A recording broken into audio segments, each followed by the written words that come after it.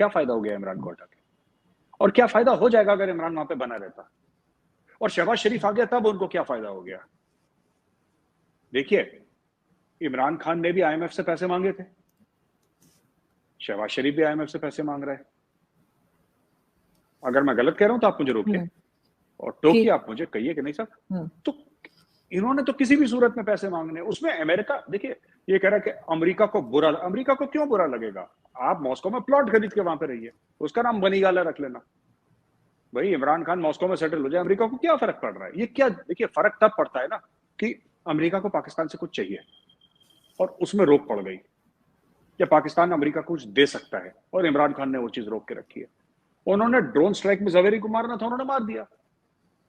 और अगर इमरान खान, अगर वो चलिए पाकिस्तान की फिजाई हदूद से गया है वो ड्रोन, एक बार मान लीजिए कि गया है, जैसा अफगान तालिबान क्लेम कर रहा है, ठीक है अर्जु जी, जैसे अफगान तालिबान कह रहा है कि आपकी जो एयर स्पेस है उसको उसका इस्तेमाल करके गया है। अगर इमरान खान होता तो इमरान खान रोक लेता क्या? सही। ये हाँ या ना कहना पाकिस्तानी आर्मी करती है। ये इमरान खान को कब से अपने बारे में गलतफहमी हो गई कि अमेरिका मुझसे वो हो गया और मैंने एब्सोल्युटली नॉट, अमेरिका ने तो कभी इससे पूछा भी नहीं था, ये तो टीवी एंकर पे एब्सोल्युटली नॉट इसने बोला था।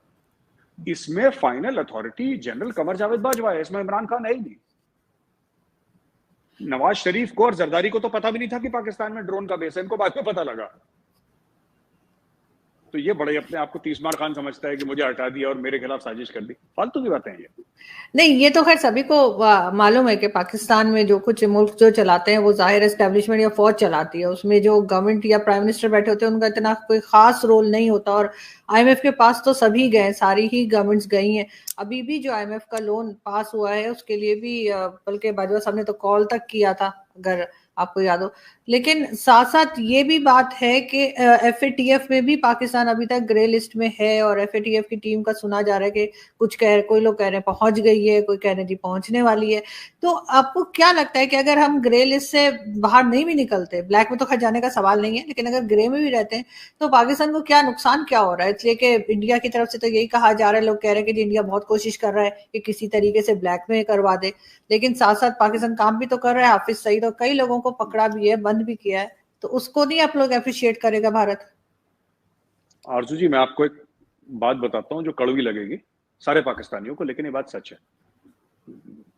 देखिए, आप लोगों ने अक्सर ये बोला है ना कि कश्मीरियों ने, पाकिस्तानी कहता है, पाकिस्तानी अक्सर ये कहते हैं कि कश्मीरियों ने खूब कुर्बानियां दी हैं आजादी के लिए, है ना, ठीक कहते हैं अक्सर कि कश्मीरियों ने अपनी आजादी के लिए बहुत कुर्बानियां दी। पाकिस्तानी कहता है कि कश्मीर हमारा शार आ गया, राइट? फिर पाकिस्तान ने कुर्बानियां क्यों नहीं दी कश्मीर के लिए? तो मोदी जी ने बोला कि पाकिस्तान को भी मौका मिलना चाहिए पूरी कुर्बानी देने का कश्मीर के लिए। देखिए, मैं आपको बताता हूं, ये जो हो रहा है ना आपके साथ, ये अपने आप नहीं हो रहा। आपने स्पीचेस सुनी होंगी इंडिया में जो थी, या जयशंकर साहब ने जो बोला था, ठीक है, एक लेवल तक इंडिया जितना कर सकता है इन्फ्लुएंस, इंडिया एफएटीएफ को इन्फ्लुएंस करेगा। और जिस दिन पाकिस्तान ग्रे लिस्ट से बाहर आके व्हाइट में आ जाता है, तब तक पाकिस्तान के इकोनॉमिक हालात इतने खराब हो जाएंगे कि कोई फर्क नहीं पड़ेगा। ब्लैक लिस्ट, आप एक बात बताइए, 1/3 of your country is under water आज की तारीख में। बुरा है, नेचुरल कैलामिटी है, और my condolences to those you know who have lost their family members, and जबरदस्त लॉस ऑफ लाइफ है। आपको लगता है आज की तारीख में फर्क पड़ेगा? देखिए, आज एक लेवल तक फर्क पड़ता है किसी चीज का।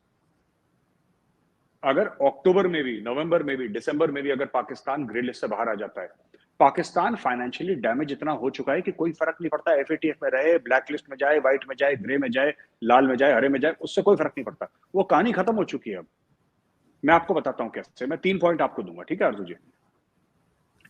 जो बताया गया है कि 10 अरब डॉलर का नुकसान पाकिस्तान को हुआ है, वो झूठ है।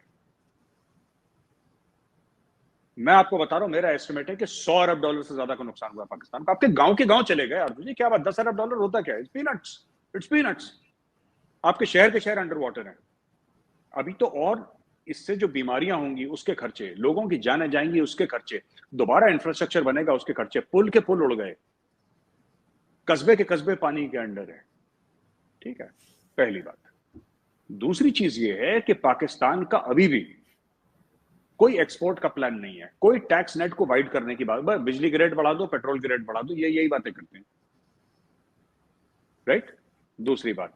और तीसरी बात, पाकिस्तान जिस पॉलिटिकल अनसर्टनिटी से गुजर रहा है, आपको क्या लगता है कि इमरान खान ये बोलेगा शहबाज शरीफ को कि ठीक है मुल्क बड़े नाजुक दौर से गुजर रहा है, मैं 6 महीने के लिए अपनी सियासत बंद कर रहा हूं, मैं आपको 6 महीने का वक्त दे रहा हूं, आप सब कुछ ठीक करो, वरना 6 महीने के बाद मैं दोबारा सड़क पर उतरूं? नहीं करेगा वो।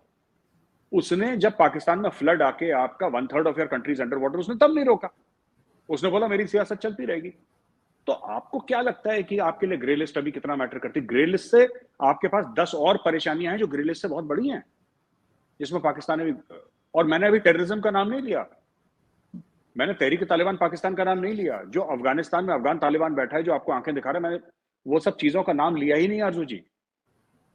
उस स्टोरी को छोड़ दीजिए, वो स्टोरी अलग चल रही है, मैं तो आपको मोटी मोटी चीजें बताई हैं। तो इसमें क्या है कि ये these are things that are very serious for Pakistan, and ये वुंड्स आर सेल्फ इन्फ्लिक्टेड। आपके जितने भी घाव हैं ना, वो खुद को दिए हुए हैं, किसी बाहर वाले ने नहीं दिए।